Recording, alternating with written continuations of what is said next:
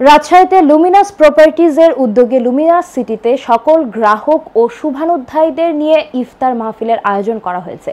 শনিবার বিকেলে প্রাকৃতিক পরিবেশে নগরীর চন্দ্রিমা থানাধীন মিলনায়তনের মোড়ে লুমিনাস সিটিতে ইফতার মাহফিলের আয়োজন করা হয়। লুমিনাস প্রপার্টিজের ডিরেক্টর সায়াউদ্দিন আহমেদের সঞ্চালনায় সভাপতিত্ব করেন লুমিনাস প্রপার্টিজের এমডি ইমাজ উদ্দিন মণ্ডল। এছাড়া অনুষ্ঠানটি সার্বিক তত্ত্বাবধান করেছেন ইমাম মেহেদী ও হাবিবুল আলম। লুমিনাস প্রপার্টিজের পরিচালক গোলাম মুর্তজা সংক্ষিপ্ত বক্তব্যে বলেন, রাজশাহী সিটির অদূরে মানুষের স্বপ্নের নগরী গড়ে তুলেছি। মানুষ যেমনটা স্বপ্নে দেখে বা কল্পনা করে তেমন নগরী হবে আমাদের লুমিনাস সিটি।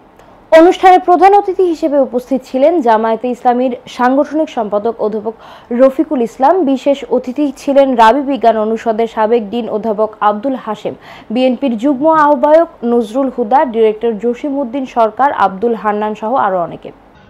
উদ্যোগ নিয়েছিলাম শহরের মাঝে অথচ শহরের বাইরে একটি কোলাহল মুক্ত পরিবেশে একটি সুন্দর সিটি হবে, যেখানে মাধ্যমিক পর্যায়ের মানুষরা সাশ্রয়ী মূল্যে একটি প্লট কিনতে পারবে, শহরের মাঝখানে কোলাহল মুক্ত পরিবেশে বসবাসের একটি জায়গা পাবে।